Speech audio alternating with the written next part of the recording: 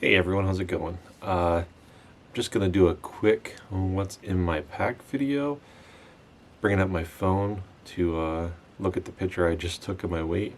So it's at 24.2 pounds, which I still think I forgot something in there. I have my battery bank charging, so that's gonna add like another. I think it's like a quarter of a pound to that. It's like, yeah, I think it's like that. But anyway, so not bad, like 24 and a half pounds, and it's just a single overnight. There were some things I was going to leave out, but that is my trail ready weight. That's water, food, everything. One of the groups I'm in on Facebook, they asked if I could do a pack list. So this is the easiest way to do it, and I haven't done one of these videos in a while. So I have my trusty Osprey Exos, the 58 liter right here. We have 2 water bottles on the outside. Also on the outside, I have my small pack towel, and I have my thermometer, and this is the my fire beaner. This goes on every trip with me. A lot of the stuff is still like my standard stuff that hasn't changed. On the outside of the pack, I'm not going to take it off, is my hand sanitizer right there. I have my Black Diamond trekking poles, my Z poles, and then it is technically November and it should be more of a cold weather hike, so I also have my my Mora bushcraft knife on here. So this is what the bushcraft one looks like. And then that's it for that part. Now it's the front stretchy pouch, and in here I keep my bathroom kit. So toilet paper, shovel, and some wipes are in there. And since it's going to be warmer than it was supposed to be, I'm going to take my water filter instead of drops or any other treatment option. So I have my my Sawyer squeeze kit with my knock bag, and a little cut-off water bottle for scooping if necessary. My steaks, there are 10 aluminum steaks in here. I think 10. The reason for that is this trip I packed my Dyneema tarp, my alcohol. I have about 4 ounces in there. That's all I should need for this trip. It's not a lot of cooking. My first aid kit, and this is one of those things that is different for everybody. I try to keep a little bit of everything in here. I have some wrappings, like to make like your own bandage if it's a wound that's too big for like a normal band-aid, which I've had to use in the past, unfortunately. And then like there's like bug repellent wipes in here, and I have a small thing of bug spray. It's like a small little tube. And that's it for that. The last thing, oh, I forgot about this. I have on the outside also this little strip of paracord. One of those, just in case a situation would arise where I need extra line. It's an easy way to carry it. And then we're going to go to the outside of the brain of this. Now, it is supposed to rain the second day of the trip, almost the entire day. So I have my pack cover in there, my North Face rain jacket, and I have a pair of North Face rain pants. And that's all that's on the outside. Just a quick, easy grab. My battery bank will also go in that pocket. Then I have my stool. which don't always take that, but figure this might be a more lounge around camp.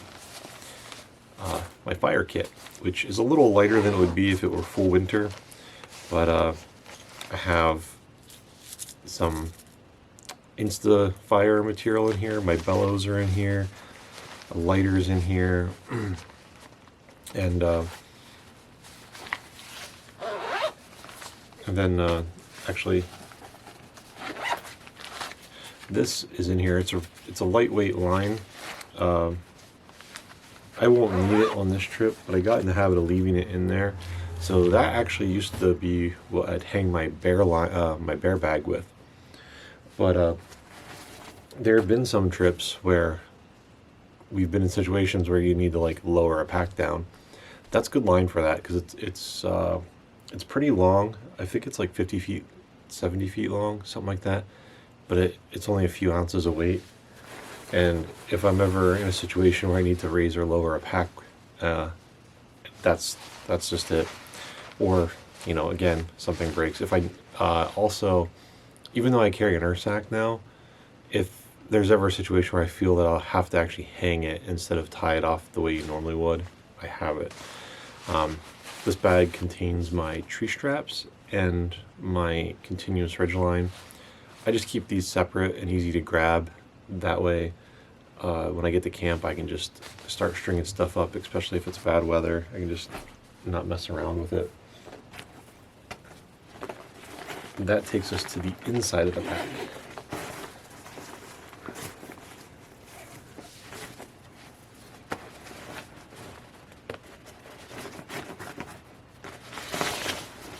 Okay, so inside I have my pouch for rehydrating my food. I have my earth sack, which is a little on the light side for this trip, but inside of it is my cook kit. In here is the Toaks 550 pot, Toaks alcohol stove. I think it's Uko makes the Duo. It's the, actually I'll just show you. Oh no, I'm sorry, this is Human Gear that makes this. So it's just a fork and spoon that they clip together, and I like this because it makes a long handled tool to get into bags for, I don't usually do mountain house, but if you do a bag that's like that, this will get you in there. But I do a lot of my own dehydrated meals, and that lets me get into the bags without any kind of mess, really. And then I have the Toaks windscreen in here. It's a 4-panel windscreen that you can it breaks down into separate panels, and you can make it a 4-panel or 3-panel depending on how big the base you want for your pot. And then the crinkling noise is I always put my food in an odor-proof bag. And this is my food for the weekend. Now, even though it's only an overnighter, I always go a little extra on food. Now, my weatherproof matches are in here. I have snacks for both days, and I actually have extra. I have my lunch for both days, which consists of tuna packets. I'm currently out of wraps, so normally I would make wraps out of the tuna, actually tuna and chicken. I have one of each, and they're flavored. I forget what they are, but and I have for my dinner is dehydrated venison goulash. So, which is one of my staples. I'm not a hunter, but my uncle is, and he always hooks me up. And then I have my breakfast, which is typically oatmeal, which it is this time, and some coffee. This time I'm doing instant instead of ground. And I have my Dyneema tarp. Normally a trip like this I would just take my my Warbonnet camo tarp, but we're taking a new backpacker out, and this is his second trip. So I'm taking this so he can see what a Dyneema product looks like. And yeah, this is from Hemlock Mountain Outdoors. Not only am I a fan of what Kurt makes, I like the Dyneema tarp because I like his tarps in general because they give you better coverage. It's the only thing that is a little lacking on my Warbonnet tarp. So, because of the rain that we're supposed to see overnight and into the morning, I'm taking that because that's the other reason. It's my bigger coverage tarp.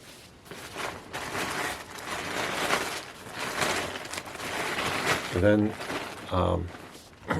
that's all the stuff I keep just in the general area of the inside of my backpack. Now I have a compactor bag in here that is meant to just protect my quilts. I know it seems a little redundant with the pack cover, but the other benefit to my pack cover, aside from helping to keep my pack dry, is it is also hunting season, and even though my pack cover is not blaze orange, it's like an orangish red color, so it does help make you more noticeable when you're out in the woods. I have my down puffy. This isn't anything fancy, it's just from 32 degrees. I've had this thing for like 6 years now, and it's been fantastic for me, and I only paid $50 for it.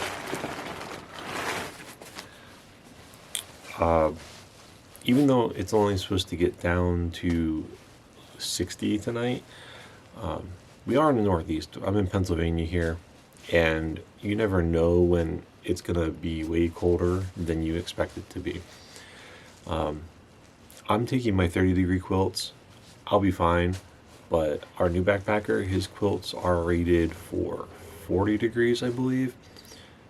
And just in the odd chance, again, just want to, whenever you're getting someone new out there, you want to make sure their experiences are good, because a bad experience could turn someone off of the hobby just like that. So I'm taking my Dutch Wear winter sock, and this is just a little cocoon for your hammock if you're not familiar. I'm not sure how much extra this adds as far as temperature goes. I definitely feel like it makes the sleeping environment warmer, but it's really nice for wind blockage. I've had this thing out in really cold temps with really high winds, and I feel that the wind blocking aspects of this are like a game changer.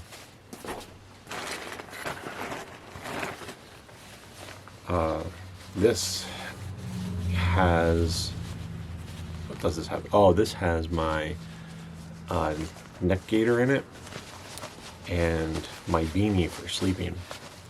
So yeah, that's all that's in there. Again, I don't think I'll need it, but you never know. This is my hammock. This is a Hemlock Mountain Outdoors Coyote. This is not his normal version. This, a few years ago, right before the pandemic, I was planning on hiking the AT, so I started lightening up some of my gear because of that. So this is a 1.1 ounce hammock.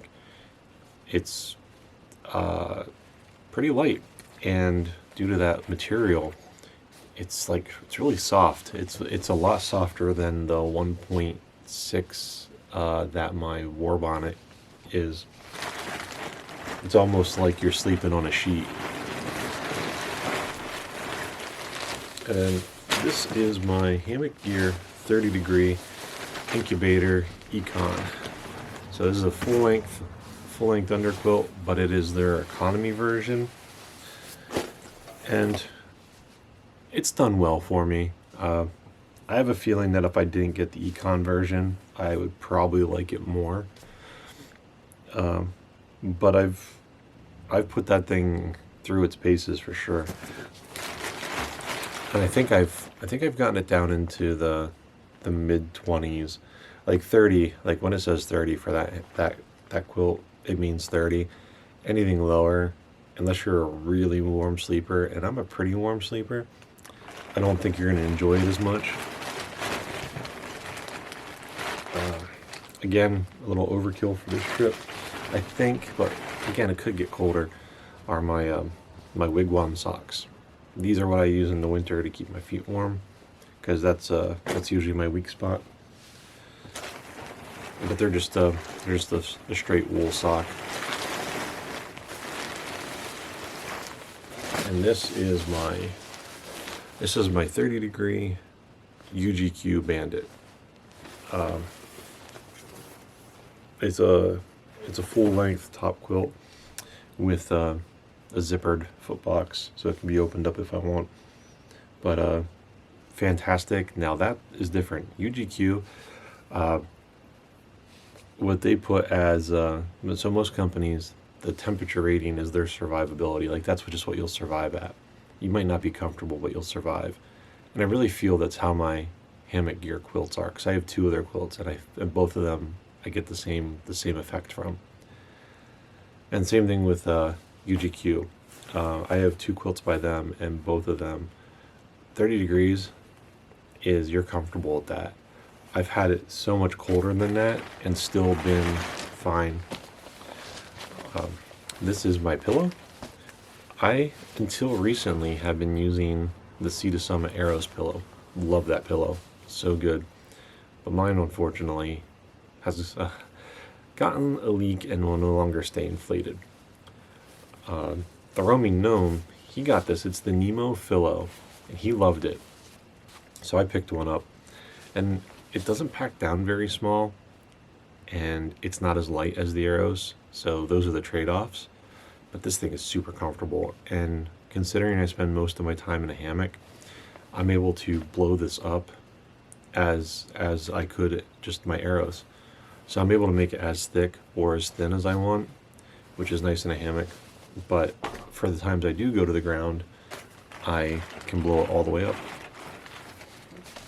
And that's it. And that's everything that's in my pack for this trip. Actually, I forgot my snack bag. So this is it was laying face down on this couch, so I didn't notice it. Kind of blended in. But this has just the snacks I use for the current day that I'm hiking, and a spare battery for my GoPro. So that's all that's in here, I believe. Let's double check. And I think I have a trash bag, like a Ziploc trash bag in here. Yeah, I have a spare Ziploc in here just as a trash bag. And yeah, that's it. Normally, if it were summertime, my head net and like my bug net and stuff would be in there. But okay, so that's everything. Hope this was helpful. And again, this trip isn't supposed to be bad. It's like a low of 60 at night. But where we're going, I mean, it could surprise us, and it could dip down as low as 40. So, but we'll see. I'm not expecting it to be like that. But now I have to get all the stuff back in the bag because we are leaving in like 20 minutes. So I'll see you guys after the trip.